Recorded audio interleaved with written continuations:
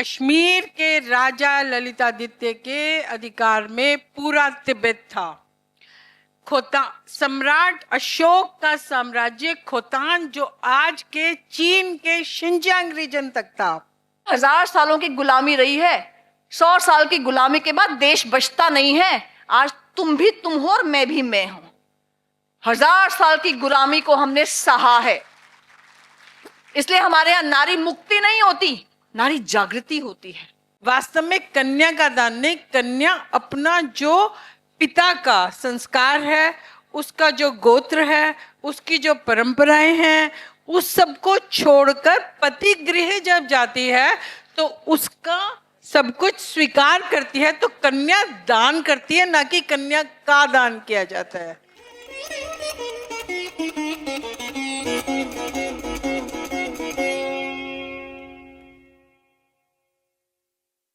आप जिस कार्यक्रम में आए हैं उसका शीर्षक है youth United for vision and action. 2 शब्द इसके विषय में कहना चाहूंगी। कर्म सभी को करना है, परंतु यदि विजन नहीं है, यदि दृष्टि नहीं है, यदि जीवन का दर्शन नहीं है, तो कर्म का क्या होगा? और यदि दर्शन है, जीवन दृष्टि है, परंतु कर्म नहीं है, तो फिर वह जीवन दृष्टि भी व्यर्थ हो जाती है। दूसरी बात, युवा देश की शक्ति होते हैं। जब जब देश पर आपत्ति के, संकट के बादल मंडराए, तो इस देश की युवा शक्ति थी जिसने इस देश की रक्षा की। मैं उस इतिहास में नहीं जाती, परंतु मैं आपका हृदय से स्वागत करना चाहती हूं कि आज का युवा इस विमर्श के कार्यक्रम में उपस्थित हुआ है। कम से कम हम आपसे बातचीत तो कर सकते हैं। अनेक शक्तियां, अभी बाहर मुझसे कुछ युवा बात कर रहे थे, अनेक शक्तियां भारत को नष्ट करने के लिए शताब्दियों से लगी रही हैं। उनके रूप अलग अलग होते हैं, उसकी चर्चा का विषय नहीं है, परंतु आज भी युवा पीढ़ी को दिग्भ्रमित करने के लिए अनेक प्रकार की शक्तियां हमारे देश में भी कार्य कर रही हैं। उनसे हमें अपने युवा पीढ़ी की रक्षा करना हमारा धर्म बन जाता है। आज हमारा मुझे जो इसका विषय दिया गया है वो है Jana Gana Mana. We the people of India. हम सब कौन हैं? हम सब भारत के हैं। भारत हमारा है। ये भारत क्या है और आप कौन हैं? और कैसे यह देश जो ऋषियों मुनियों ने जिसकी स्थापना की, जिसको जीवन दर्शन दिया, जिसको मार्ग दिखाया, जिसको ज्ञान दिया, जिसे तप और त्याग सिखाया, वह देश एक दिव्य भव्य विभूति है। वह कोई एक ऐसा आम देशों जैसा भूमि का टुकड़ा मात्र नहीं है। यह इसका संस्कार है, इसका धर्म है, इसका जन जन का मन है। वह जन जन, वह मन, वह संगठित समाज कैसे प्राचीन काल से आज तक हम किस जीवन दर्शन को अपनाए हुए हैं। राष्ट्रीयता इस देश के प्राण है और वे हमारे प्राण भी हैं। जब तक भारत भारत है तब तक हम हैं। जब तक हम हैं, शक्ति संपन्न हैं और कर्तव्य निष्ठ है।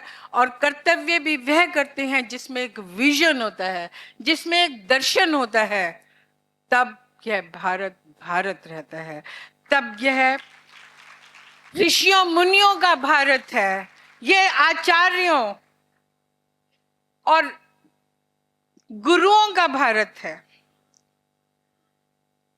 इस देश ने कई सैकड़ों वर्षों तक आक्रमण देखे, हमारी संस्कृति को, संस्कार को, ज्ञान को, सभी को पद दलित करने के अनेक उपाय किए गए। आप सभी उस इतिहास से परिचित हैं। यह देश जब स्वतंत्र हुआ तो एक नव जागरण आया। जो हमारी युवा पीढ़ी ने देश को स्वतंत्र करने के लिए अपने प्राण न्यौछावर किए, वह भारत कैसा होना चाहिए था? वह भारत वही दिव्य भव्य भारत होना चाहिए था, परंतु हो नहीं पाया। परंतु उस समय जो स्वतंत्रता के तुरंत पश्चात, जब जिस क्षण स्वतंत्रता मिल रही थी, उस समय के मैं कुछ कोटेशंस आपको देना चाहूंगी। उस समय हमारे देश के बड़े बड़े नेता, वास्तविक जो नेता थे, डॉक्टर राजेंद्र प्रसाद जी हुए या डॉक्टर राधा कृष्णन जी हुए, उस समय प्रधानमंत्री बने श्री जवाहरलाल नेहरू, उनमें से कुछ कोटेशन देके मैं आगे बढ़ती हूँ। बीच में पूरा नहीं बोल रही हूँ, छोटा छोटा आपके कुछ छांट कर बोल रही हूँ। This ancient land attain her rightful place, contribution to the promotion of world peace and welfare of mankind. यह देश का जन क्या सोचता था, उसका मन कैसा था? He said, freedom and power bring responsibility.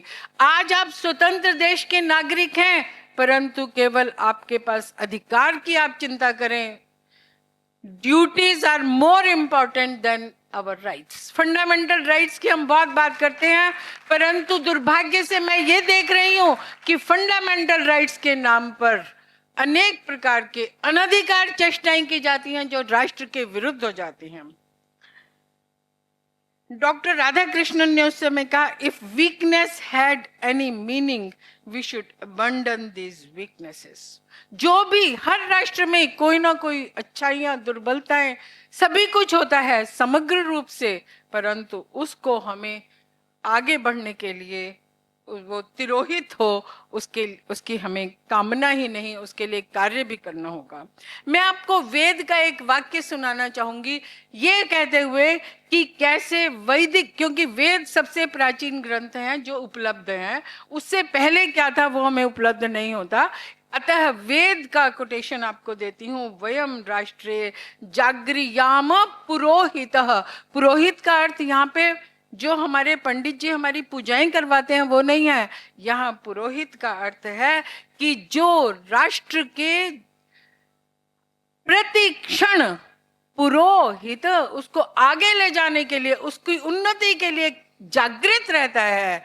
वयम राष्ट्रे जागृयाम पुरोहित। हे ईश्वर, मैं सदा, मेरे देश का जन जन इस बात के लिए तैयार रहे कि कैसे मुझे इस देश को आगे ले जाना है, मैं भी इस देश के लिए एक पुरोहित हूँ। ऐसे ऐसे सूक्त भरे पड़े हैं, अभी समय नहीं है। अथर्ववेद का पृथ्वी सूक्त आप देखेंगे, राष्ट्रीयता की भावना से ओतप्रोत है। केवल आवश्यकता है कि इसको आप अध्ययन करें। प्रत्येक मंत्र आपको क्या सिखाता है? सत्यनिष्ठा, तेज युक्त दक्षता। दक्षता देखिए, एक टेररिस्ट के अंदर भी दक्षता होती है। आपके अंदर दक्षता अलग ढंग की है, आप एक टेररिस्ट नहीं बन सकते और एक टेररिस्ट आपके जैसा नहीं बन सकता। क्यों? क्योंकि दक्षता होनी चाहिए तेज युक्त दक्षता, तप और साधना के आधार पर प्राप्त हुई दक्षता। ऐसे बहुत सारे विषय हमारे समक्ष आते हैं जब हम अपने राष्ट्र चिंतन की वैदिक काल से चर्चा आरंभ करते हैं। अभी G20 में आप लोगों ने सभी ने भागीदारी की होगी। वसुधैव कुटुंबकम। क्या विश्व भर में कोई भी ऐसा देश है जिसने यह मंत्र दिया हो, वसुधैव कुटुंबकम? और यह कितना आवश्यक मंत्र है पूरे संसार में आज आप युद्ध देख रहे हैं, अशांति देख रहे हैं, आतंकवाद, कितना कष्ट है। और वो सब केवल इसलिए है क्योंकि वसुधैव कुटुंबकम, हम सारे को एक कुटुंब नहीं मानते। ऐसे ही आप कितना ही वेदों में चले जाइए, उपनिषदों में चले जाइए, रामायण, महाभारत, जैन साहित्य, बौद्ध साहित्य, नीति इत्यादि इत्यादि, इतना हमारा जो साहित्य है वो इससे भरा पड़ा है। आज हम इक्वालिटी की बात करते हैं, परंतु आप जानते हैं कि ये संस्कार कहाँ से आया, ये विचार भारत के ऋषियों ने कब से दिया।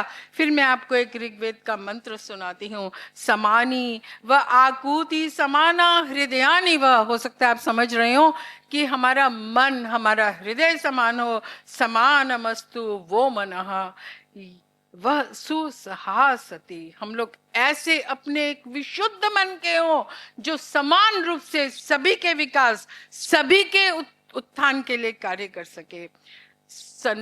आपने प्राय सुना होगा, संगच्छध्वम संवदध्वम संवो मनांसी जानताम। हम ईश्वर से क्या प्रार्थना करते हैं? हे ईश्वर, हम लोग इकट्ठा चलें। इकट्ठा कब चलेंगे? जब आप अपने साथ चलने वालों को अपने बराबर मान के चलेंगे। यह भारत केवल ऐसा देश है जिसमें सभी को समान रूप से दिव्यत्व उनके अंदर एक अंकुर लेकर हर व्यक्ति जन्म लेता है, वह दिव्यांकुर होता है। चाहे बौद्ध दर्शन हो, चाहे जैन दर्शन हो, चाहे हिंदू दर्शन हो, उसमें आप कोटेशंस में आपको दे सकती हूँ जिसमें इक्वालिटी की बात है। संविधान में लिखा गया है, we the people of India having solemnly resolved to constitute India, हम कैसा भारत का निर्माण करना चाहते हैं।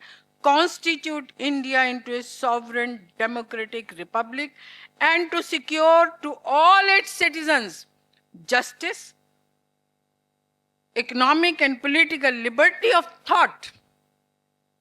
लिबर्टी ऑफ थॉट भारत की एक बहुत बड़ी देन विश्व को है, जो हमारे संविधान में निहित है और हमारे ऋषियों मुनियों की परंपराओं में हजारों वर्षों से हमने उसको संभाल कर रखा है। आगे हमारा दायित्व है कि हम आपको दें, और आपका दायित्व है कि आप उसे आत्मसात करके और उन विषयों को अगली पीढ़ियों तक पहुंचाएं। संप्रभुता संपन्न लोकतांत्रिक गणराज्य, ऐसा केवल एक भारत एक ऐसा देश है जिसमें हमें विचार की स्वतंत्रता है। आप जो चाहें विचार करें, आप वेदों का अध्ययन करें या ना करें, आप भगवत गीता का दर्शन का पालन करें या ना करें, आप मंदिर जाएं या ना जाएं, परंतु आपके ऊपर कोई भी किसी भी प्रकार का एक नियम आरोपित नहीं है। आप फ्रीडम ऑफ एक्सप्रेशन है आपके पास। हम लोग, क्योंकि यह समाज हमारे ऋषियों ने जो दिया है, जो विचार समाज के लिए दिया है, वो एक व्यंकार का भाव है, परंतु पश्चिमी देशों की सभ्यता, संस्कृति और विचार और दर्शन का अनुकरण करते करते आज दुर्भाग्य से हम अहंकार की ओर, मैं ईगो की बात नहीं कर रही, अहम अर्थात मैं कौन हूं, तो जो इंडिविजुअलिस्टिक अप्रोच है आज हम उसकी ओर अधिक बढ़ रहे हैं। इसी कारण से तनाव है, इसी कारण से समाज टूट रहा है, इसी कारण से परिवार टूट रहे हैं। और जब समाज और परिवार की इकाई टूटती है तो देश चरमराता है। इसलिए मैं आपसे निवेदन करती हूँ कि आप इन विषयों को अपने साथ आत्मसात करके, हम ब्रह्मास्मि, यदि मैं ब्रह्म हूं तो वह भी ब्रह्म है, वह भी सभी के अंदर ब्रह्म तत्व है, और तत्वमसि तुम ही हो, अर्थात सबके प्रति एक समरसता का भाव है, जो कि हमारे संविधान में उसका एक बहुत मुख्य बिंदु है। भारतीय संस्कृति से अनुप्राणित इस राष्ट्र ने सर्वांगीण विकास हेतु आज भी हमारी वही आवश्यकता है, और पहले भी थी, कि हम भूतकाल से प्रेरणा लें और भविष्य के लिए एक उज्जवल भविष्य, एक स्वर्णिम भविष्य की हम लोग कामना कर सकें। और उसी भावना को लेकर हमारे संविधान का निर्माण किया गया था। मैं संक्षेप से, बहुत ही संक्षेप से आपके समक्ष इन विषयों को, बिंदुओं को रखना चाहूंगी। संविधान के, आप जानते हैं, अभी आपने बाहर लगाया भी है, एक छोटी सी प्रदर्शनी भी लगाई है। संविधान के 22 भाग जो हैं उनमें कैसे कैसे कुछ चित्र, जो संविधान की मूल प्रति है उसमें कुछ चित्र डाले गए थे जो कि आगे आने वालों में निकाल दिए गए। उसके अनेक कारण रहे होंगे, उसमें नहीं हम जाते, परंतु वह कैसे भारत के संविधान को संस्कृति से, और संस्कृति का कारण क्या था, उसका दर्शन क्या था और आज उसकी आवश्यकता क्या है, उस पर थोड़ी सी चर्चा करेंगे। हमारा नेशनल एम्बलम सत्यमेव जयते, परंतु आज हो क्या रहा है, हम लोग तेन त्यक्तेन भुंजिता मां गृधः कस्य धनम को भूल गए हैं कि आप इस जीवन में, आपने इस धरती पर जन्म लिया है, निश्चित रूप से आप इस धरती से जो कुछ भी आपकी आवश्यकता है उनकी पूर्ति करेंगे, परंतु उसका एक्सप्लॉयटेशन नहीं करेंगे, परंतु वो हो रहा है। हमारे जो राष्ट्र क्या होना चाहिए, कैसा होना चाहिए, उसमें जो आप देखते होंगे कि पद्म, कमल का फूल जो है, पुष्प जो है, उसको हमने बहुत बड़ा स्थान दिया है। उसके कारण है वो क्या क्या हमें, जैसे ही आप कमल के फूल को देखते हैं वो कैसे कैसे हमें किस प्रकार का जीवन दर्शन देता है। स्वयंभू है, रुके हुए पानी जिसमें दुर्गंध आने लगती है उसमें से जन्म लेता है, परंतु उससे दूर रहता है। उसका हमारे जीवन में क्या महत्व है, ये अभी हम लोग उस विषय पर अधिक चर्चा नहीं कर पाएंगे, परंतु यह केवल कमल का फूल है, यह केवल पद्म है। अनेक रंगों में, अनेक देशों में भारत की विलक्षणता, भारत की संस्कृति को लेकर अनेक देशों में पहुंचा है। मैं जब संविधान की बात करती हूँ तो मुझे मनिका जी, मुझे एक संविधान सबसे पहले ध्यान में आता है, वह है जापान का पहला संविधान, 17 आर्टिकल कॉन्स्टिट्यूशन, जो कि वहां के एक राजकुमार प्रिंस शोतोकु ताइशी ने बनाया था, और उसका आधार पंचशील और बहुजन हिताय बहुजन सुखाय था। उसका दर्शन क्या है उसकी अभी चर्चा नहीं कर सकते, परंतु एक विषय आपके समक्ष रखना चाहती हूं कि केवल और केवल पूरे विश्व में मुझे आज तक यह संविधान मिला है जिसको लागू करने के लिए उसकी संस्कृत के मंत्र से प्राण प्रतिष्ठा की गई थी। यदि कोई दूसरा आपके समक्ष आए तो कृपया मुझे बताइएगा कि कैसे एक भारत से अनुप्राणित, भारत की संस्कृति से अनुप्राणित देश प्राण प्रतिष्ठा संविधान की करता है। आज तक हमने मूर्तियों की, भगवान की, उनकी प्राण प्रतिष्ठा सुनी थी।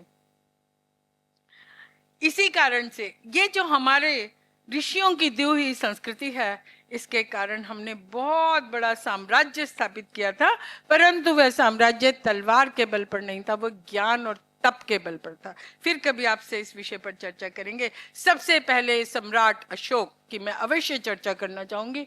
सम्राट अशोक का साम्राज्य खोतान तक था।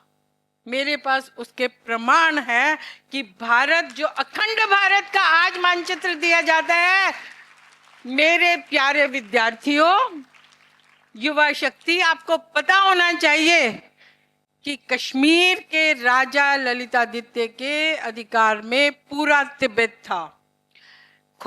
सम्राट अशोक का साम्राज्य खोतान, जो आज के चीन के शिनजियांग रीजन तक था। कैसे सम्राट अशोक ने बहुजन हिताय, धर्म क्या था उनके लिए?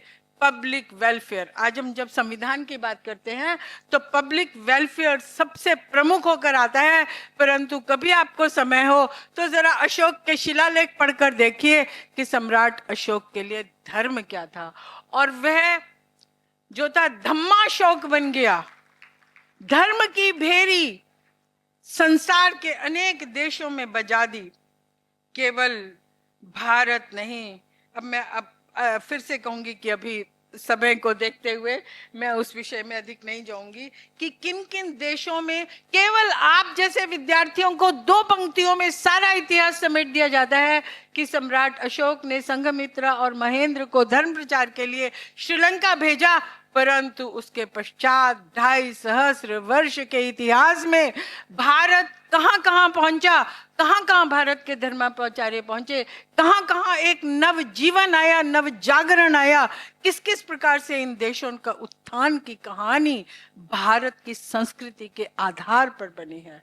आज हम दुर्भाग्य से हम भारतीय अपनी संस्कृति को हीन समझने लगे हैं, क्योंकि हम एक षड्यंत्र के शिकार हैं। जितनी भी कॉलोनाइजेशन के लिए शक्तियां एशिया के जिस जिस देश में गई, उन्होंने केवल एक पाठ पढ़ाया, और वह था कि तुम और तुम्हारी संस्कृति निकृष्ट है, हम और हमारी संस्कृति उत्कृष्ट है। और आज तक हम उसी में स्वतंत्रता के हमने 75 वर्ष मना लिए, परंतु दुर्भाग्य से अभी मेरी युवा शक्ति, ये मेरे बच्चे उससे निकल नहीं पा रहे हैं। आगे फिर से संविधान पर आती हूँ।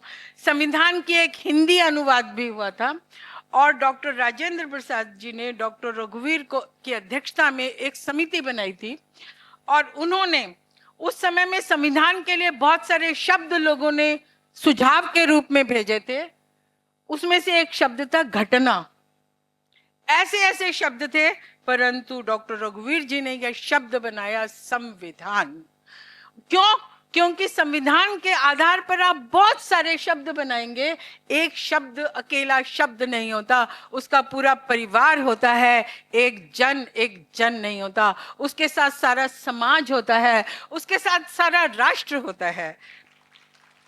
यह जो हिंदी में जो संविधान बना, उसको 5 सितंबर 1948 को उसके एक एक शब्द को पूरा उस पर अनुसंधान करते हुए, क्योंकि उन्होंने प्रस्तुत किया डॉक्टर रघुवीर जी ने, और उनका कहना था कि संविधान और न्याय के जो शब्द हैं वो ढीले नहीं होने चाहिए। कल को आने वाली पीढ़ियां उसका अनर्थ अलग अलग अर्थ करने लगेंगे, तो ढीले नहीं, कसे हुए अर्थ वाले होने चाहिए। जब आप संविधान का आरंभ देखते हैं, पहले ही भाग में क्या है, आपने बाहर देखा होगा कि उसमें हड़प्पा। क्यों? क्योंकि हड़प्पा और मोहनजोदाड़ो का जो संस्कृति थी, जो हमारी सिंधु संस्कृति थी, वह संसार की एक विलक्षण संस्कृति थी। कभी उसका अध्ययन करेंगे तो आपको बड़ा आनंद आएगा कि ये भारत है जिसमें टाउन प्लानिंग इतने सहस्र वर्ष प्राचीन होकर भी इतनी उच्च कोटि की थी। यह भारत है जहां पर हड़प्पा से सिल्क के, लोग कहते हैं चीन से सिल्क आता था, परंतु हड़प्पा ने यह प्रमाणित कर दिया है कि नहीं, उससे 1000 साल पहले हमारे यहाँ सिल्क होता था। ऐसे बहुत सारे विषय आते हैं। जब हम सिटीजनशिप की बात करते हैं, दूसरा भाग जब आरंभ होता है कॉन्स्टिट्यूशन का, तो उसमें गुरुकुल का चित्रण है। आज की शिक्षा व्यवस्था और गुरुकुल की शिक्षा व्यवस्था में क्या अंतर था, कभी बैठकर इस पर शास्त्रार्थ करिए। आज हम लॉजिकल थिंकिंग की बात करते हैं, आज हम कैपेसिटी बिल्डिंग की बात करते हैं, आज हम बड़े बड़े इंटरव्यूज लेते हैं, आपकी परीक्षाएं लेते हैं, आपके अंक देखते हैं कि आपके अंक कितने आए, आपको यहाँ प्रवेश इस कॉलेज में मिलना चाहिए कि नहीं मिलना चाहिए। परंतु जब एक छात्र गुरुकुल में जाता था, तो गुरु कुछ समय तक, कहते हैं, उसे अपने गर्भ में रखता था। गर्भ में रखने का अर्थ है कि वह अपने पास उसको इतना निकट रखता था और उसका इतना विश्लेषण करता था कि उसकी कैपेसिटी क्या है, मैं इसे क्या दूं। एक बच्चा जो एक अच्छा अध्यापक बन सकता है, हो सकता है वो अच्छा डॉक्टर ना बने। एक बच्चा जो अच्छा डॉक्टर बन सकता है, वो अच्छा इंजीनियर नहीं बन सकता। एक बच्चा जो एक अच्छा लेखक और दार्शनिक बन सकता है, वो यदि राजनीति में आता है तो राजनीति का सारा स्वरूप बदल जाता है। आज हम कहते हैं धर्मनिरपेक्ष राजनीति होनी चाहिए। कम से कम मुझे यह शब्द समझ नहीं आता, आपको समझ आ जाए तो मुझे अवश्य बताइएगा कि धर्मनिरपेक्षता का अर्थ क्या है, धर्म का क्या अर्थ है। जिस कदम पर जिस व्यक्ति ने धर्माचरण छोड़ दिया, धर्माचरण का ये अर्थ नहीं है कि आप कुछ रिचुअल्स कर रहे हैं। धर्म, आज एक शिक्षिका के रूप में मेरा धर्म अच्छा शिक्षण है। एक विद्यार्थी के रूप में आपका धर्म उस शिक्षण को प्राप्त करना है। एक सैनिक जब युद्ध क्षेत्र में जाता है तो उसका धर्म है कि वो पूर्ण क्रोधाग्नि से उसका हृदय, उसमें क्रोधाग्नि जल रही हो। जितने भी गुण दुर्गुण कहे जाते हैं वह दुर्गुण सबके लिए नहीं है। तो ऐसे बहुत सारे विषय आपको सोचने चाहिए कि ये ऋषि जो है, ये आश्रम जो है, इन ऋषियों ने, इन आश्रमों ने, इन गुरुकुलों ने कैसे कैसे विद्वान दिए, कैसे कैसे राजनीतिज्ञ दिए, जो आज तक यह विश्व किसी देश में यदि उत्पन्न करके दिखा दे तो हम उसे चैलेंज करते हैं। यह उपनिषदों की वाणी थी, यह वेदों की वाणी थी, यह व्याकरण था, यह शास्त्रार्थ था। कल भी अभी 4 दिन से मैं केंद्रीय संस्कृत विश्वविद्यालय में कुछ नियुक्तियां होनी थी, उसमें बैठी हुई थी। क्या आनंद आ रहा था। मैंने वहां पे बैठे कुछ गुरुजनों से निवेदन किया कि थोड़ा सा हमारी युवा पीढ़ी को संस्कृत लॉजिकल थिंकिंग कैसे देती है, न्याय से आपके अंदर लॉजिकल थिंकिंग कैसे आती है। मैंने छोटे छोटे प्रयोग किए हैं, इसलिए आपसे बात कर रही हूँ। यह जब आचार्य दीक्षा देता था तो क्या कहता था, सत्यम वद धर्मम चर धर्मान न प्रमदितव्यम। और फिर यह भी कहता था कि मेरे अंदर जो गुण हैं उनको आत्मसात करना, परंतु उतने ही आत्मसात करना जो आपको उचित लगे। कभी भी किसी गुरु ने यह नहीं कहा कि जो मैं हूं वह सर्वोत्कृष्ट है। मैं अभी यानी आपको फिर बताऊंगी। जो जो मेरे अंदर अवगुण हैं उनको आप प्राप्त नहीं करना। तो यह इस आधार पर हमारा संविधान बना था। जब हम एक देश के रूप में, अभी पिछले दिनों रामायण को लेकर बहुत सी गोष्ठियां हुई और मैंने एक वक्तव्य अमेरिका के सांसदों के लिए भेजा, रामायण फॉर एडमिनिस्ट्रेशन। आप सोच सकते हैं कि आज हम भारत में यदि राम राज्य की बात करते हैं परंतु कर नहीं सकते क्योंकि हमारे अंदर दृष्टि नहीं है, विजन नहीं है। जब विजन नहीं होगा तो एक्शन कैसे होगा। केवल और केवल एक देश है पूरे संसार में जहां राम राज्य आज तक स्थापित है और वह है थाईलैंड। वहां पे जो भी राजा बनता है थाईलैंड में, आज तक जो भी राजा बनता है वह राम की उपाधि धारण करता है। उन्होंने एक वंश की स्थापना की थी, चक्री वंश। चक्री अर्थात विष्णु। विष्णु संसार के पालक होते हैं। ब्रह्मा संसार को जन्म देते हैं, विष्णु पालक होते हैं और शिव संहारक होते हैं। संहारक का अर्थ यह नहीं है कि आज आपने बॉम्ब डाला सब समाप्त हो गया। यह जो संसार है वे धीरे धीरे संसरति इति संसारः, वे धीरे धीरे आगे चढ़ता है। पत्ते पुराने हो जाते हैं, पेड़ पे से झड़ते हैं, पतझड़ आती है, नई कॉपलें आती हैं, वो रूप है। परंतु आप विश्वास नहीं करेंगे कि जो पॉलिटिकल वैल्यूज रामायण में है वह विश्व के किसी ग्रंथ में नहीं है। मैं चैलेंज करके कहती हूं। और यही कारण है कि जब तक राम राज्य था, मैंने अपना जो भाषण था उसमें आरंभ किया अयोध्या से कि अयोध्या नगरी कैसी थी, उसमें क्या क्या वैभव था, क्या क्या सुख संपन्नता थी और क्या क्या आज आप पूरे विश्व में चाहते हैं पर कर नहीं पाते। हमने वो करके दिखाया, रामायण काल में करके दिखाया। आज यदि संसार को इन युद्धों से मुक्ति दिलवानी है तो राम राज्य के अतिरिक्त मुझे नहीं लगता कोई दिखा सकता है। अगले में आप चाहते हैं directive principles of state policy. जब directive principles of state policy की बात आती है तो हम भगवत गीता की ओर चले जाते हैं। व्यक्ति अपने जीवन में उतार चढ़ाव, अनेक प्रकार की टेंशन्स होती हैं, किंग कर्तव्य विमूढ़ हो जाता है। मैं ये भी नहीं कर सकते, ये भी नहीं कर सकती, या ये भी करना चाहती हूँ, ये भी करना चाहती हूँ। क्या करना चाहिए?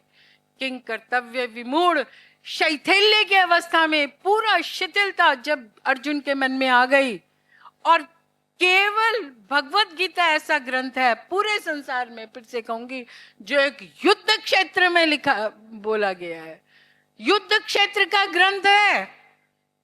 और कैसे व्यक्ति को उसका धर्म, उसका कर्तव्य क्या है, वह समझाया जा रहा है, कैसे जीवन का दर्शन समझाया जा रहा है। आज अनेक प्रकार के लोग, मैंने भी कुछ ऐसे लेक्चर्स लोगों के ऑर्गेनाइज किए थे, भगवत गीता फॉर मैनेजमेंट। क्या है, सोच सकते हैं कि इंग्लैंड के किसी विश्वविद्यालय में भगवत गीता मैनेजमेंट स्टडीज का भाग है? हमारे देश में क्यों नहीं हो सकता? Bhagavad Gita for schools. बच्चों को आज इतनी टेंशन होती है, वो किस प्रकार से उसको दूर किया जा सकता है? बच्चों के लिए, युवाओं के लिए, हमारे जैसे गृहस्थ आश्रम में जो लोग हैं, वानप्रस्थ में है, संन्यास, मैं ये जो हमारे यहाँ डिवीजन है, ब्रह्मचर्य का अर्थ है कि आपके पास ये समय है जब आपके पास परिवार और समाज की कोई दायित्व नहीं है, आप अपना पूरी शक्ति जो है अपनी पढ़ाई लिखाई स्वयं के निर्माण में लगा दीजिए। उसके बाद आप गृहस्थ में प्रवेश करते हैं। जब गृहस्थ में प्रवेश किया तो फिर गृहस्थ मेरा धर्म है, और जब गृहस्थ के दायित्व पूरे हुए तो वानप्रस्थ मेरा दायित्व है। तो इस प्रकार से अभी मैं इस विषय पर नहीं जाऊंगी, परंतु जब भगवान कृष्ण युद्ध क्षेत्र में खड़े हैं तो कैसे वो स्टेट पॉलिसी, कैसे वो प्रिंसिपल्स ऑफ स्टेट क्या करणीय है, और फिर केवल भगवत गीता ऐसा ग्रंथ है जहां पे आपको कठिन से कठिन और सॉफ्ट से सॉफ्ट चीजें मिलेंगी। पहले अध्याय में भगवान कृष्ण कुछ नहीं बोलते, केवल अर्जुन की बात सुनते हैं। फिर तुरंत दूसरा अध्याय खुलते ही कैसे उनको क्रोध आता है, कैसे फिर वो एक के बाद एक उसको, वो मैं अभी नहीं बोलूंगी। तो बहुत सारी हमारी समस्याएं हैं, जो चाहे वो हमारे राजनीति की हो, शासन प्रशासन की हो, उसमें हमारी आवश्यकता है भगवत गीता। क्षुद्रम हृदय दौर्बल्यम त्यक्त्वा उत्तिष्ठ कौन्तेय, कितना सुंदर शब्द है। और फिर कृष्ण कहते हैं, जब आपको किंग कर्तव्य विमूढ़ता आ गई तब मामेव शरणम व्रज, उस समय आप केवल आपके अध्यापक प्राध्यापक जो भी आपके गुरु हैं उनकी शरण में जाके उनसे दृष्टि लीजिए। कृष्ण भगवान कहते हैं, दिव्यम ददामि ते चक्षुम, चक्षु तो सबके पास है, अर्जुन के पास भी थे, आंखें तो सबके पास है, परंतु वो उनमें दिव्यत्व नहीं है।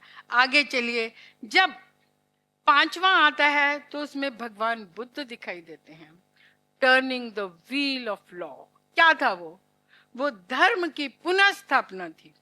और यही बौद्ध धर्म, समय का ध्यान कुछ आप मुझे बता दीजिएगा। यह केवल बुद्ध भगवान के उपदेश थे, उन्होंने कभी नहीं कहा मेरी पूजा करो, परंतु केवल और केवल ये बुद्ध भगवान के उपदेश थे जिन्होंने संसार के अनेक देशों में पहुंचकर और उन सबको उन्नत किया, अग्रसर हुए अनेक प्रकार से। भगवान बुद्ध ने कहा, आत्मदीपो भव, बी योर ओन लैम्प। आज का व्यक्ति, और विशेष रूप से क्षमा कीजिए युवा पीढ़ी, एक्सट्रोवर्ट अधिक है, बहिर्मुखी अधिक है, और जो भी कष्ट मैं देख रही हूँ मानसिक या कुछ भी पढ़ाई के, वो एक्सट्रोवर्ट होने से अधिक है। यदि हम इंट्रोवर्ट होते हैं, मैं आत्मचिंतन करती हूँ, मैं ये देखती हूँ मैं क्या हूँ, और फिर वहां से प्रेरणा पाके वह कार्य करती हूँ जो मुझे मेरे लिए करणीय है। यही बात वैदिक साहित्य में आती है, अंतर ज्योति भव।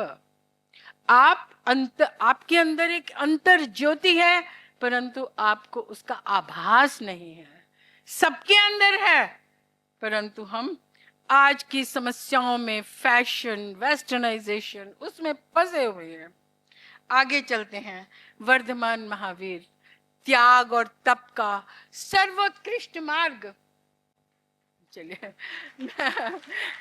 मैं आपके साथ फिर कभी बैठेंगे, चाहे वो योग हो, चाहे वो हमारा राजाओं का, जैसे एक में विक्रमादित्य हैं, ऐसे बहुत सारा कुछ है। तो आप सभी का बहुत बहुत धन्यवाद करती हूँ। समय सीमा की मैं सदा कभी अवहेलना नहीं करती, इसलिए पुनः पुनः आप सभी का बहुत बहुत धन्यवाद। बहुत बहुत धन्यवाद मैम। अब मैं आज के हमारे मुख्य अतिथि professor Balram Pani ji, dean of colleges, University of Delhi से निवेदन करूंगा कि आएं और कृपया अपना वक्तव्य रखें। जोरदार तालियों के साथ, करतल ध्वनि के साथ इनका स्वागत करेंगे। आप सभी को मेरा नमस्कार।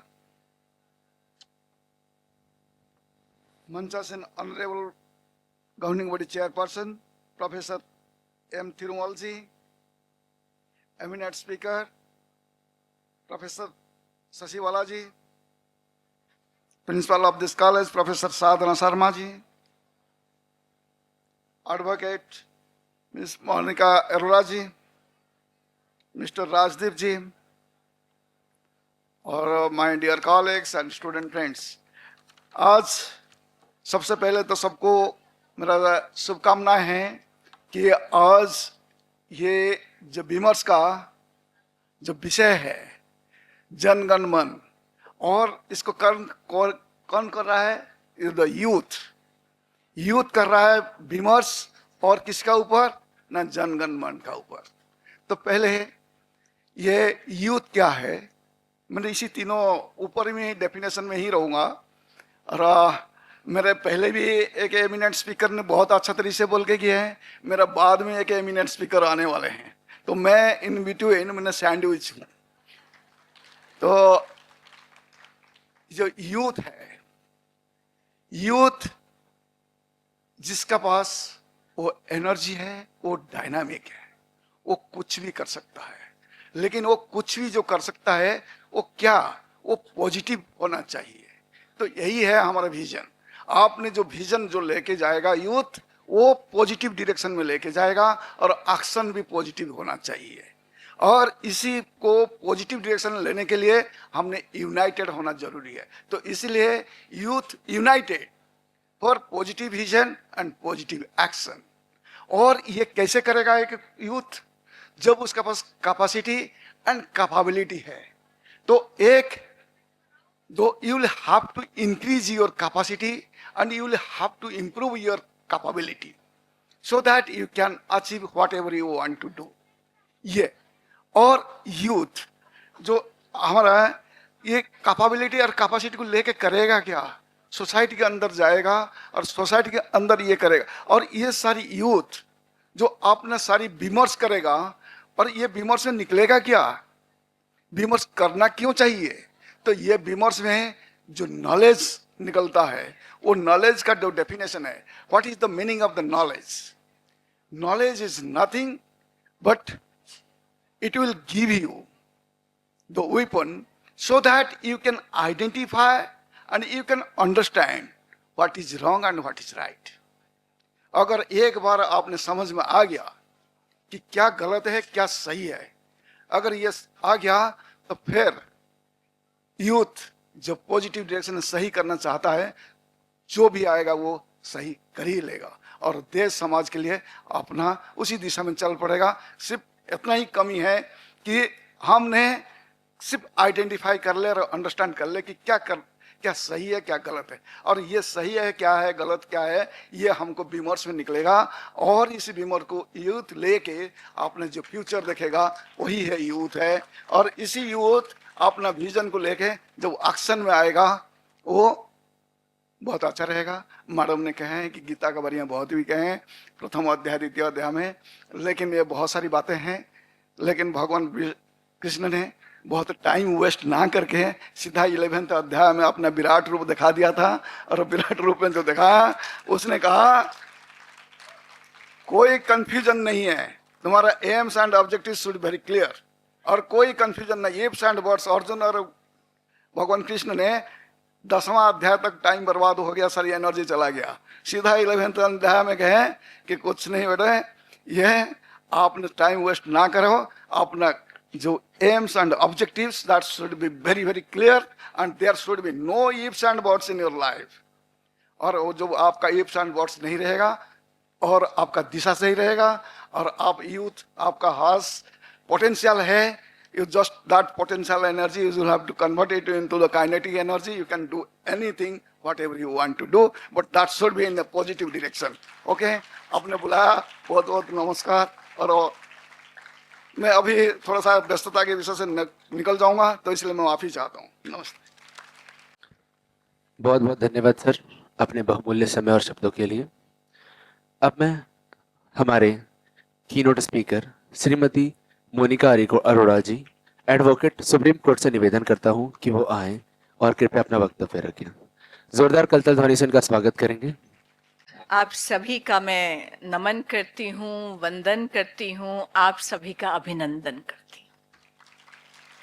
श्रद्धेय मंच, मेरे समक्ष उपस्थित सभी स्टूडेंट्स, सभी टीचर्स और बाकी सभी लोग, मैंने पिछली बार भी कहा था और आज भी कह रही हूँ, मेरे सामने मुझे 3 समस्याएं दिख रही हैं। पहला, आज के कार्यक्रम की अंतिम स्पीकर हूं, जो बोल चुके हैं उसको रिपीट करने वाली हूं।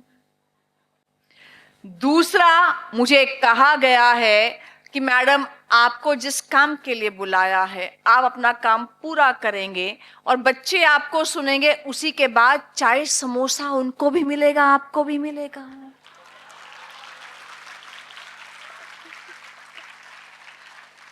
तो आपके और आपके समोसे के आलू के बीच में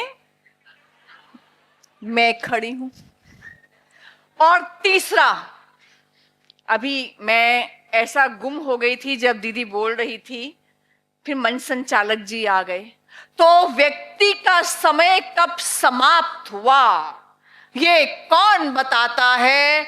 या बताता है मंच संचालक, या बताता है यमराज।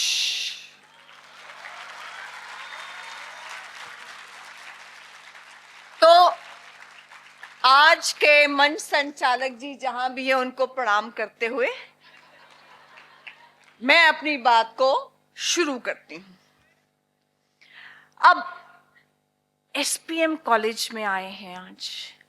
मुझे ध्यान है कि मुझसे एक बार एक हंसराज कॉलेज की छात्रा ने कहा, मैम लाइफ में पहले ही कंफ्यूजन कम थी कि ये मोदी जी ने और कंफ्यूजन कर दी।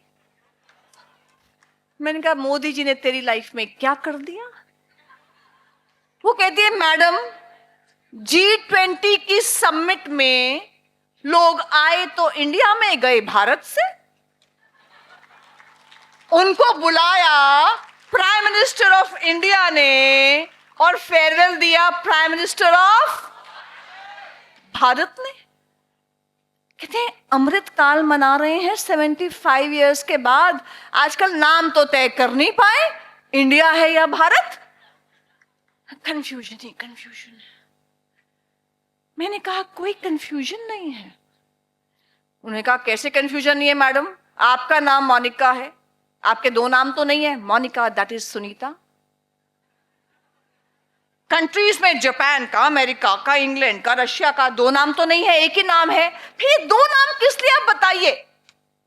मैंने उससे कहा, मैंने जो संविधान हम आजकल देखते हैं पार्लियामेंट में लहराया जा रहा है, सड़कों पर लहराया जा रहा है, खोला नहीं जा रहा, सिर्फ लहराया जा रहा है। तो इसलिए कृपया उस संविधान को खोलकर पढ़िए और पढ़ाइए।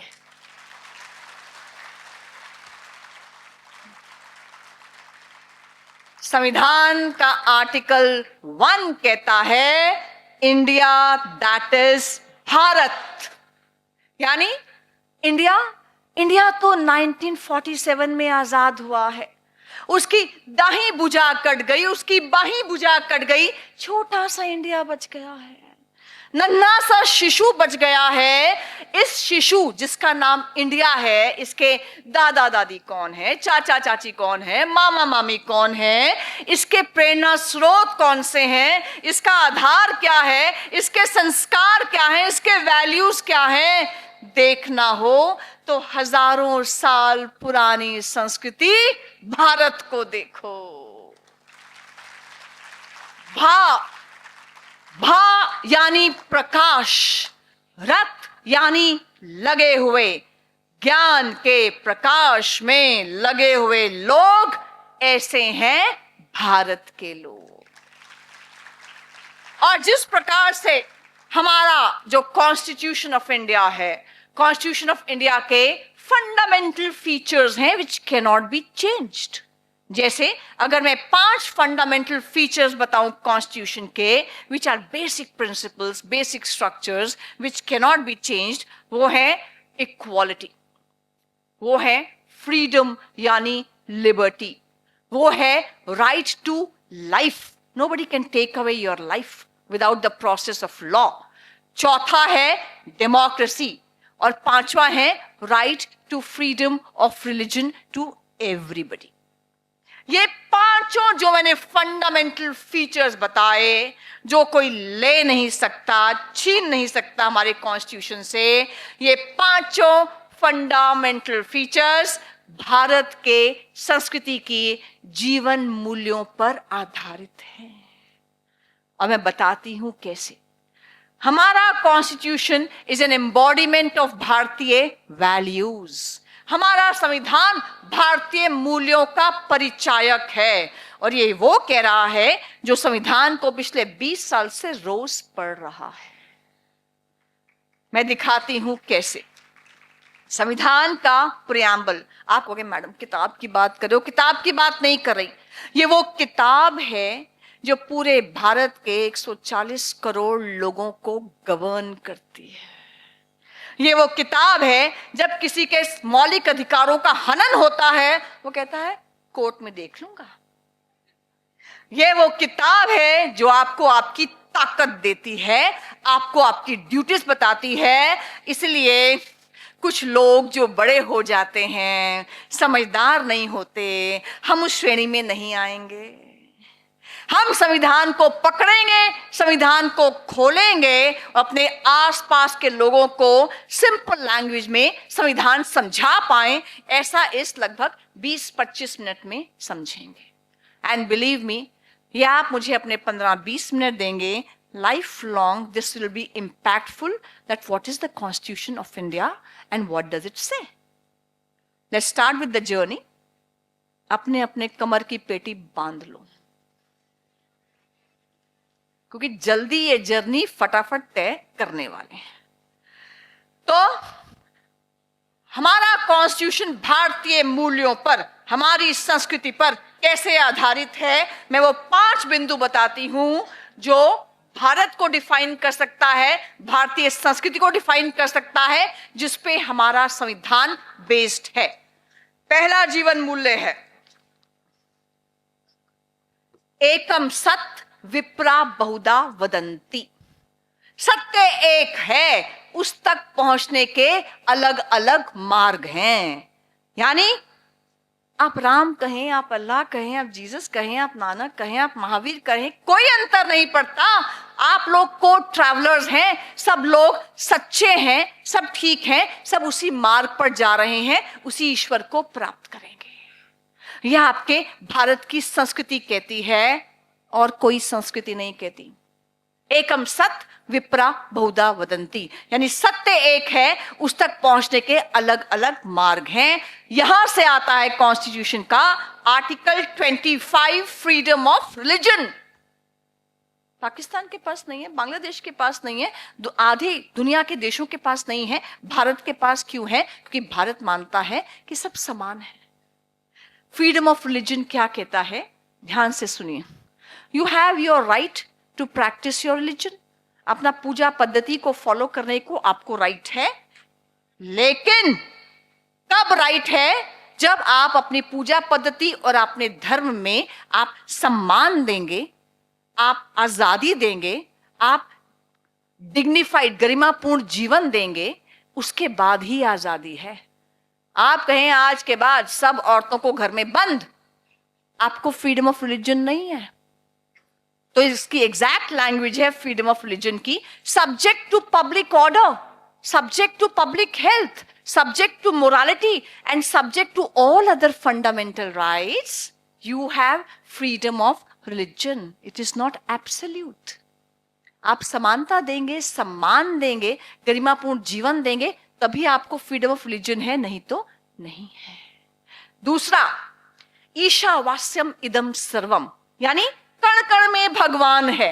कण कण में भगवान मतलब मेरा भगवान सातवें आसमान से मुझे डायरेक्शंस और आदेश और ऑर्डर्स नहीं देता, कण कण में भगवान है। आप जितने भी लोग यहां बैठे हैं, सब में उस ईश्वर का अंश है। और आप लोगों में ही क्यों, ईशावास्यम इदम सर्वम मतलब जो भी चीज आपको दिख रही है वो उस ब्रह्म तत्व से ही बनी है, सब दिव्य है, सब पूजनीय है। जो ईश्वर का अंश आप में है वही चंदा, सूरज, तारों में है, वही धरती, आकाश, पाताल में है, वही नॉन लिविंग चीजों में है, वही पशु पक्षियों में है, वही प्लांट्स के अंदर है। इसीलिए प्रकृति का शोषण मत करो, प्रकृति का दोहन करो, ये कहता है भारत की संस्कृति। तीसरा, वसुदैव कुटुंबकम, the world is a family. कौन कहता है वर्ल्ड इज अ फैमिली? मार्क्सवाद कहता है world is a market place. Capitalism कहता है world is a market place, it's a market. Communism क्या कहता है? How is a class struggle, haves versus have nots. हम कहते हैं ये परिवार है। इसलिए कोविड के दौरान जब अमेरिका में लोग लड़ रहे थे, लॉकडाउन खोलो, हमें क्रेडिट कार्ड की पेमेंट करनी है, उस समय भारत दुनिया भर के देशों को, 100 से अधिक देशों को फ्री में कोवैक्सिन सप्लाई कर रहा। हम भी जिए और तुम भी जियो, यह है वसुदैव कुटुंबकम। चौथा प्रिंसिपल, हम कहते हैं अहम ब्रह्मास्मि, यानी अरे मेरे से कुछ नहीं होगा, मेरे माँ बाप तो, मेरे घर में पैसा, मेरे घर में समस्या, मैं तो एक पापी हूं, मैं तो एक अदनसी शीप हूं। नहीं, अहम ब्रह्मास्मि, मेरे में ब्रह्म का तत्व है, मैं जो चाहूं कर सकता हूं और कर सकती हूं, इतनी ताकत मेरे में है। जो ईश्वर में है गुण, वो सब गुण मेरे में है। अहम ब्रह्मास्मि, मैं ब्रह्म का तत्व हूं, तू शैतान है, ऐसा नहीं है। अहम ब्रह्मास्मि तत्त्वमसि, तुम भी वही हो, जो मैं हूं वही तुम हो, there is no other, we all are one.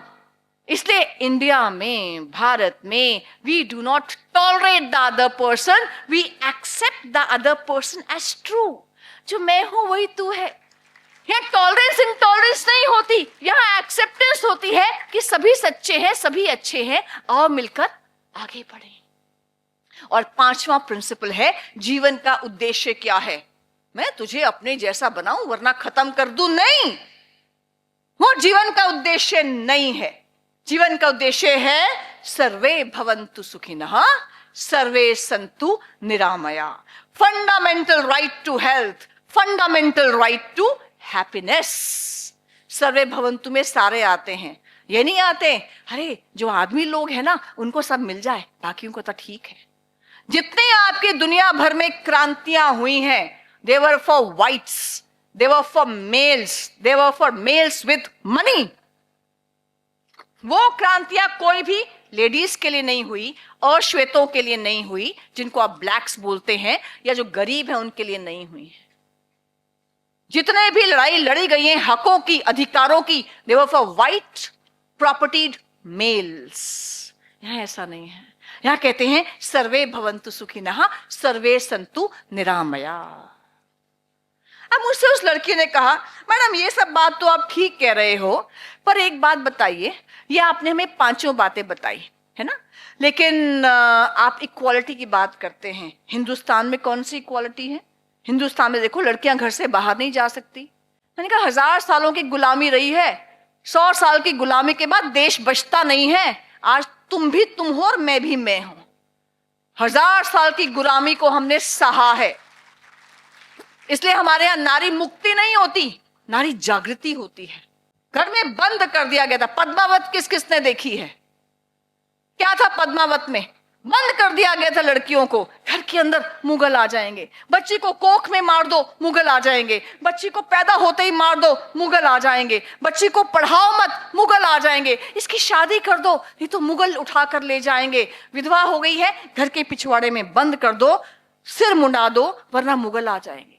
बचाना पड़ा धर्म को भी, संस्कृति को भी, महिला को भी, मंदिर को भी। इसलिए मुक्ति नहीं, जागृति की आवश्यकता है।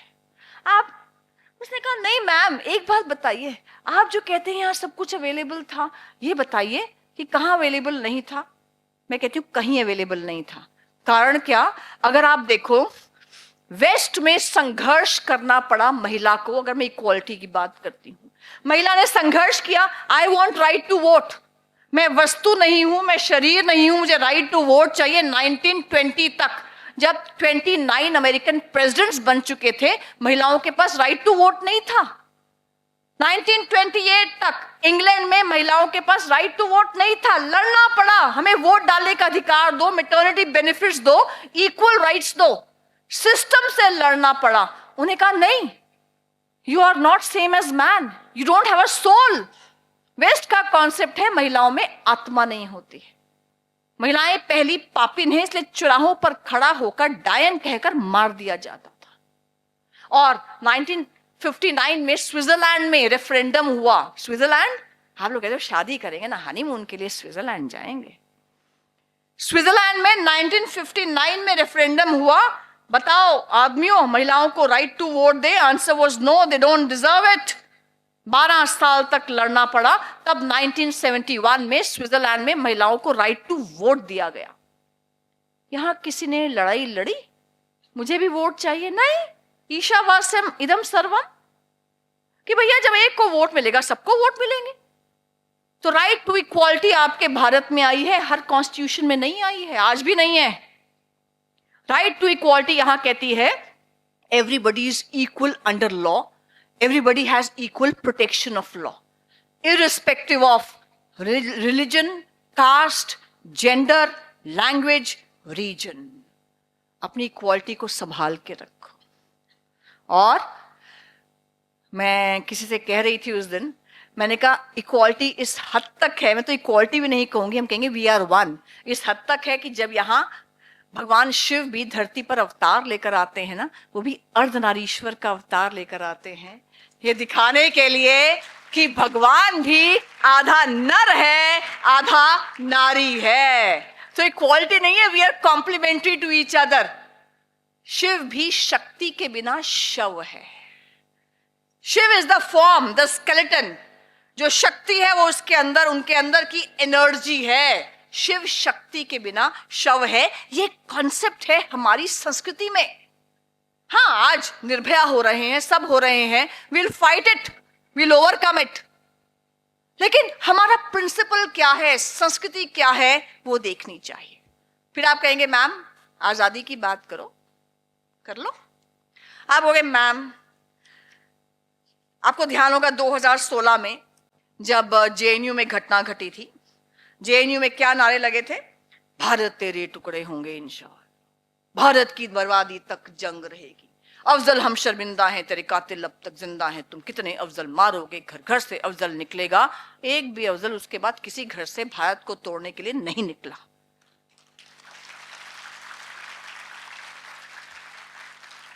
उसे पता है जेल में डाल दिया जाएगा।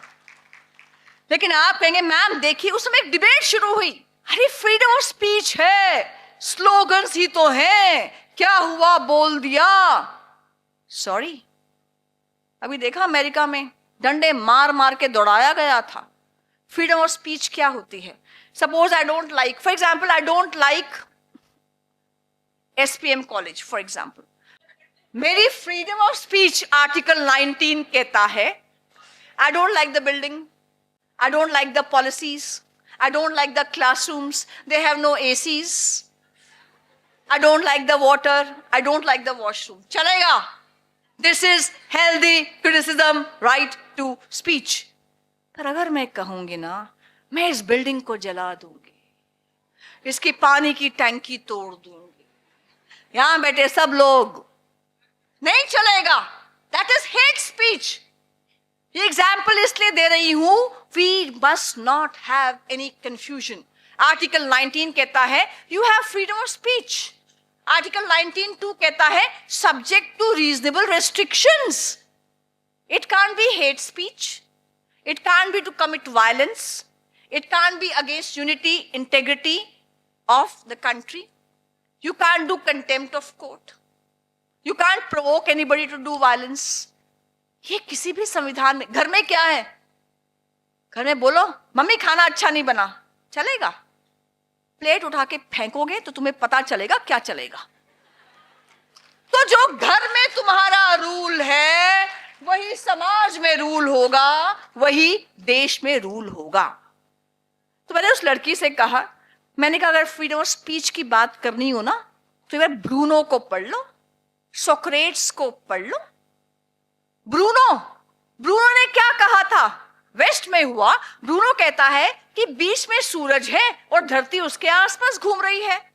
उस समय के वेस्टर्न प्रिंसिपल्स ने क्या कहा? नहीं, धरती बीच में है, सब कुछ उसके आसपास घूम रहा है। उसको पकड़कर बांधकर जला दिया गया।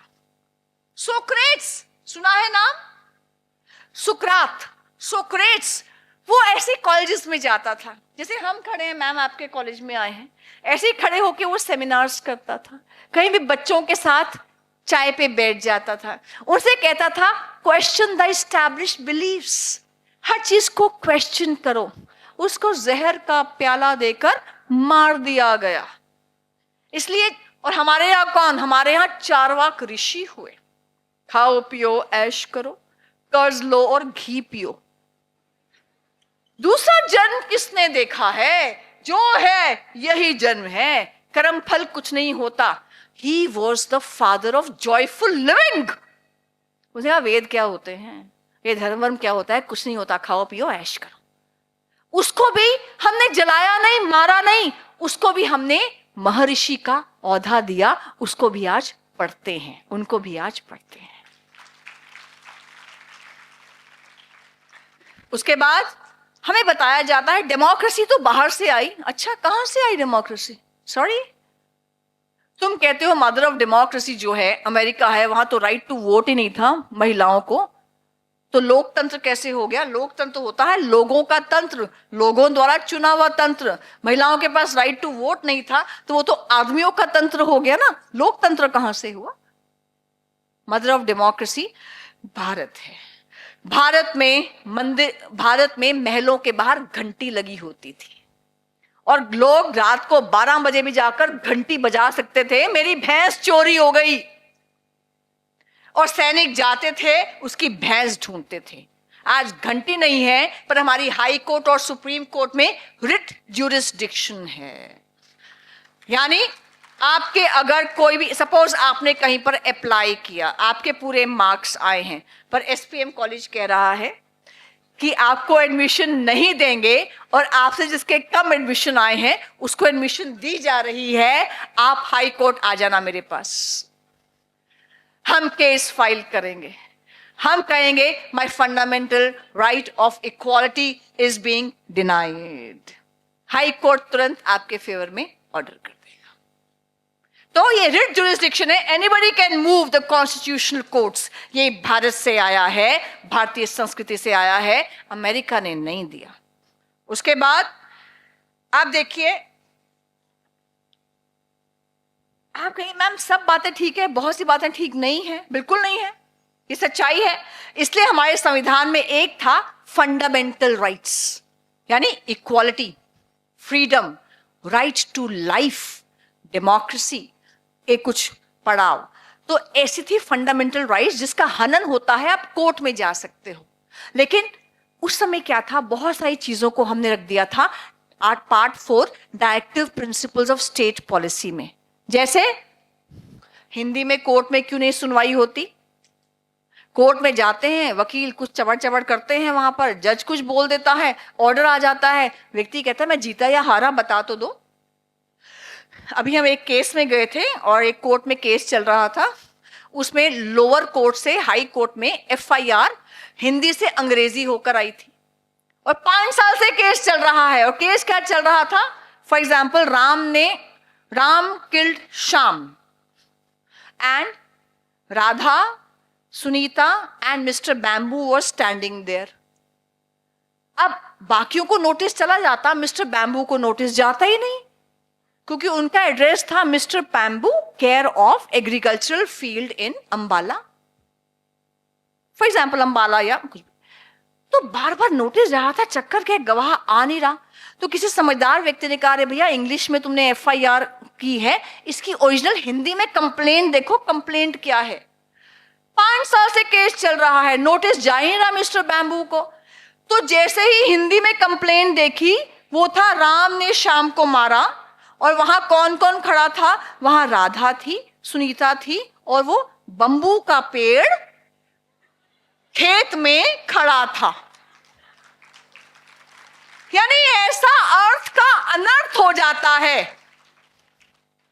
इतने केसेस मैं आपको रोज बता सकती हूं, अर्थ का अनर्थ रोज हो रहा है। टूटी फूटी अंग्रेजी के अंदर क्या से क्या किए जा रहे हैं, केस चला जा रहा है, उसका डिस्पोजल नहीं हो रहा है।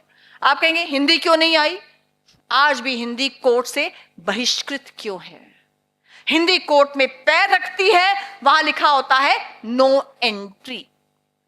ये पिक्चर जैसा एंटरटेनिंग नहीं है, पर यह सच्चाई है कि अगर आज मैं सिर्फ हिंदी जानूंगी, मैं कोर्ट में बहस नहीं कर सकती हूं, मुझे केस नहीं मिलेगा, फीस नहीं मिलेगी। क्यों? 75 इयर्स के बाद क्यों?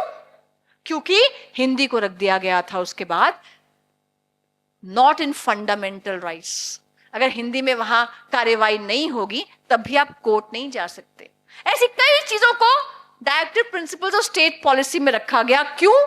क्योंकि उस समय हमारी दशा खराब थी, तभी पाकिस्तान बना था, तभी इतना ज्यादा वैमनस्य सोसाइटी में था। अंग्रेज हमारे से सारा पैसा लूट कर ले गए थे, दशा खराब थी, पर दिशा यही होगी, इसके लिए ये directive principles of state policy बनाया गया, जिसमें दूसरा डायरेक्टिव प्रिंसिपल है गौवध पर प्रतिबंध लगेगा। ढूंढते रह जाते हो, A2 मिल्क नहीं मिलता आजकल, कैल्शियम की कमी हो रही है। क्यों हो रही है?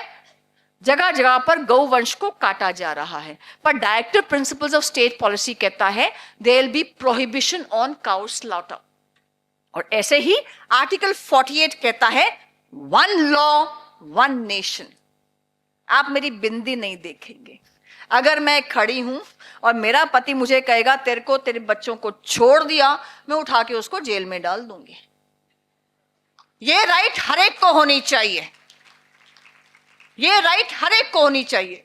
मेरे पास, मैं आखिरी बात कह के बात समाप्त करती हूँ। मेरे पास, मैं चेंबर में बैठी थी अपनी कोर्ट में, एक लड़की आई और लड़की ने अपना जो कपड़े पहने थे, ऐसा लगा डायरेक्ट बॉलीवुड से मेरी चेंबर में ही लैंड हुई है।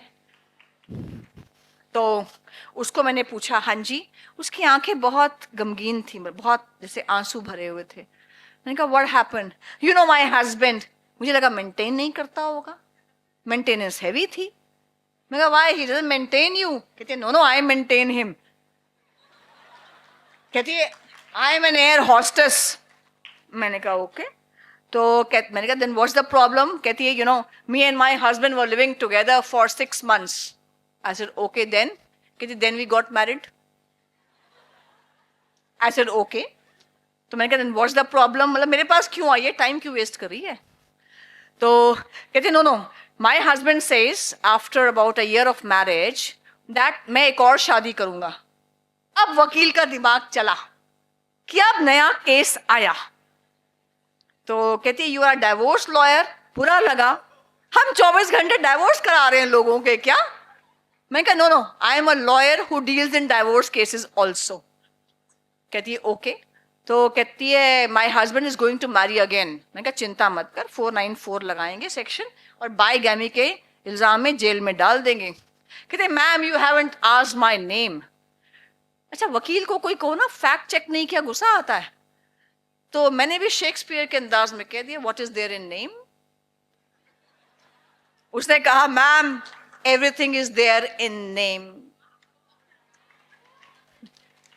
उसने कहा my name is Ayesha Bano. उसने ऐसा कहा मैं चुप थी, पुलिस चुप थी, कानून चुप था, संविधान चुप था, हाई कोर्ट चुप था, सुप्रीम कोर्ट चुप था।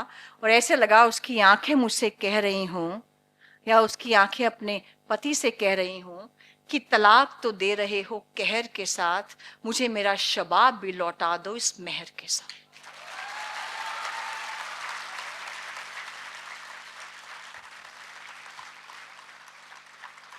ऐसा लगा कि उसकी आंखें पूरी सुप्रीम कोर्ट को कह रही हो कि आप कैसे सुन रहे हो हमारे साथ जस्टिस और इक्वालिटी करना, वन नेशन वन लॉ लेकर आना, कि वह दौर भी देखा है तारीख की इन आंखों ने कि लम्हों ने खता की है, सदियों ने सजा पाई है।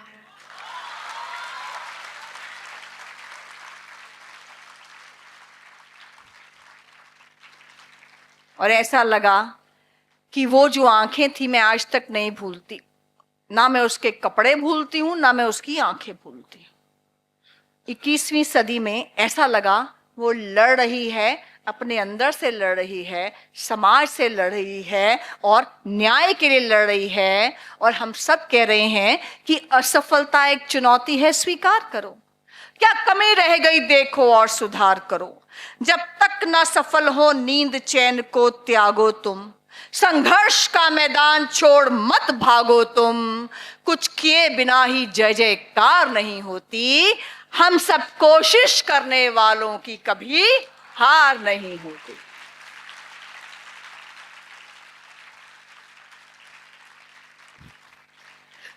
अब आखिर में 3 मिनट में आप लोगों की शादी की बात हो जाए। आप कहोगे मैम आउट ऑफ सिलेबस क्यों बोल रहे हो? मैं कहूंगी मैं लॉयर हूं, आउट ऑफ सिलेबस कभी नहीं बोलती, नॉट इवन अ वर्ड।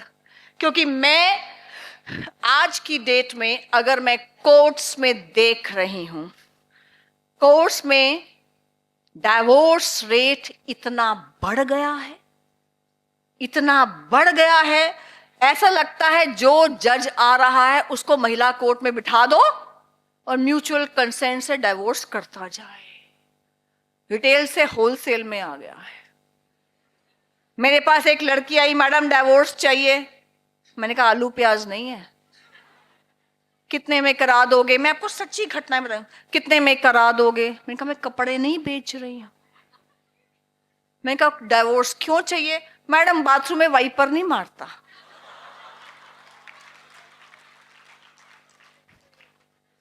मैंने कहा और? कहते मैम गीला टॉवल बेड पर रखता है। सच्ची घटना है। मैंने कहा और? कहते 3 दिन नहाता नहीं है। मैंने कहा बेटा उसके माँ को लेकर आना, डाइवोर्स क्यों चाहिए? मम्मी समझाएगी ना, बेटा साफ सुथरा रख। यानी इतने ट्रिवियल बातों पे डाइवोर्स हो रहे हैं। मैं जहां रहती हूं वहां से 4 घर छोड़कर, इट वॉज सैड।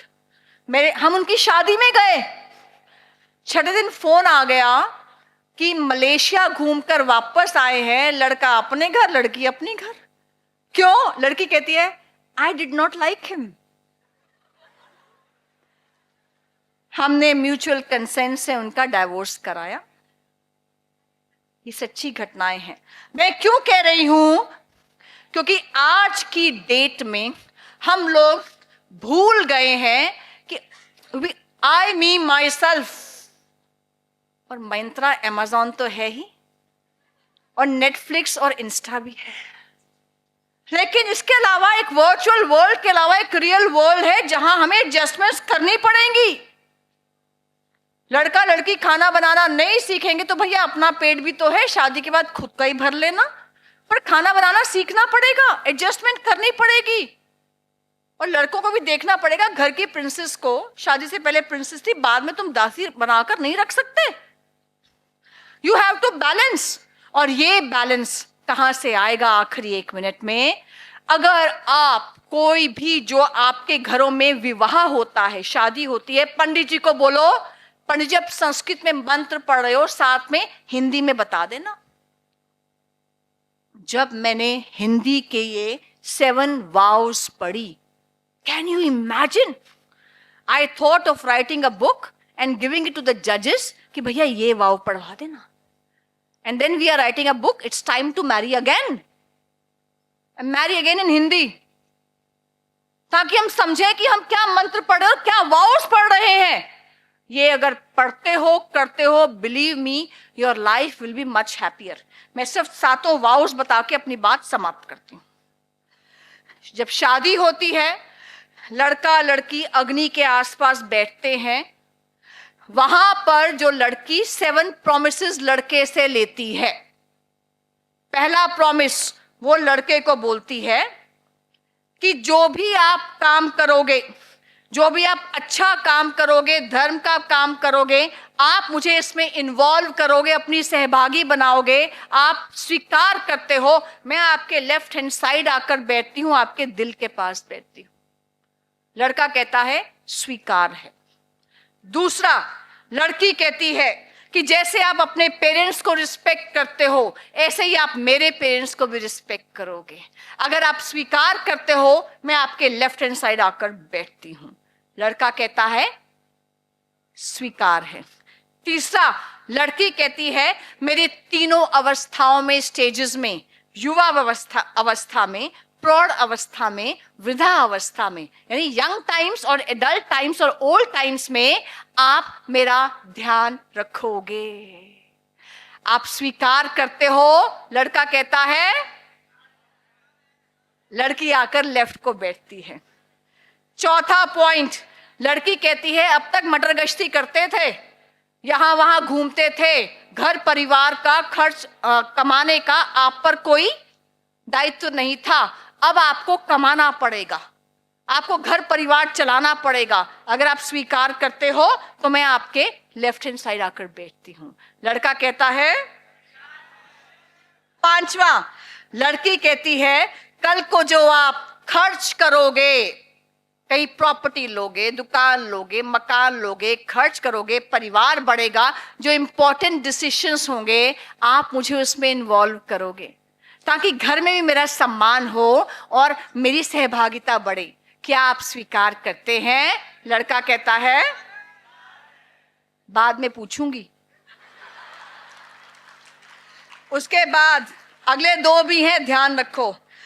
अगले 2 भी हैं. लड़की कहती है जब मैं अपनी मायके में बैठूंगी, जब मैं अपनी फ्रेंड्स के साथ बैठूंगी, आकर आप मेरी बेइज्जती नहीं करोगे, मेरी बात को काटोगे नहीं, तुझे कुछ नहीं पता, चल उठ, ये सब नहीं करोगे. आप मुझे मेरे मायके में, मेरी फ्रेंड्स के बीच में सम्मान दोगे. क्या आप स्वीकार करते हो? और आखिरी पॉइंट, सबसे इंपॉर्टेंट, सबकी आवाज चाहिए इस पे. लड़की कहती है मेरे अलावा जब मुझसे आपकी शादी हो जाएगी, मेरे अलावा आप हर लड़की को अपनी माँ और बहन के समान मानोगे. क्या आपको स्वीकार है? ऐसा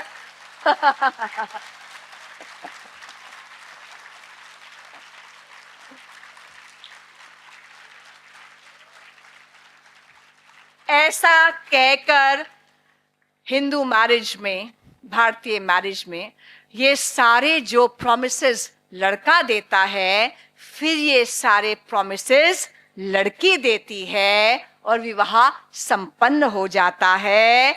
एक और आखिरी चीज, कन्यादान. फॉरगेट द वर्ड कन्यादान, भूल जाओ, we don't like this word. आप कह दो कि मेरी बेटी आज से उस घर की बेटी हुई, ऐसा मान लो. लेकिन हर लड़का अपने फादर इन लॉ को 3 अंडरटेकिंग्स, 3 प्रॉमिसेस देता है. उस समय फादर कहता है मैं अपनी बेटी का हाथ तुम्हारे हाथ में दे रहा हूं. लड़का 3 प्रॉमिसेस देता है. पहला कहता है मैं लाइफ लॉन्ग इसका भरण पोषण करूंगा, मेंटेन करूंगा, पैसा दूंगा. दूसरा वो कहता है मैं इसकी रक्षा करूंगा. तीसरा वो कहता है मैं इसका सम्मान करूंगा. ऐसा कहकर पिता बेटी का हाथ उस लड़के के हाथ में दे देता है. कोर्ट्स आपको कोर्ट के अंदर इन तीनों में से सिर्फ एक चीज देती है, मेंटेनेंस. रक्षा नहीं देती, सम्मान नहीं देती।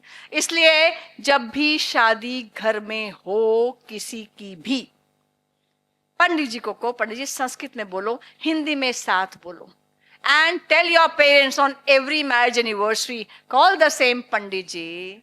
उन्हें कहिए हिंदी में इसको दोबारा दोहराइए। घर के आधे डिस्प्यूट्स सॉल्व हो जाएंगे और लड़के और लड़कियां शादी के लिए प्रिपेयर हो जाएंगे। यही है भारतीय संस्कृति। बहुत बहुत धन्यवाद। मुझे लगता है कि हमारे श्रोताओं के बाद अब मुझे कुछ कहने की जरूरत नहीं है, परंतु बहुत बहुत धन्यवाद मैम आपका। अब मैं कार्यक्रम की श्रृंखला को अंतिम चरण की ओर ले जाते हुए 1 मिनट लूंगी आपका। कन्यादान जो शब्द है उसको लेकर कन्याओं में बहुत भ्रांति हो रही है, और बहुत सी लड़कियों को मैंने ये कहते हुए सुना कि I am not a commodity जिसका दान किया जाए। वास्तव में कन्या का दान नहीं, कन्या अपना जो पिता का संस्कार है, उसका जो गोत्र है, उसकी जो परंपराएं हैं, उस सब को छोड़कर पति गृह जब जाती है तो उसका सब कुछ स्वीकार करती है, तो कन्या दान करती है, ना कि कन्या का दान किया जाता है।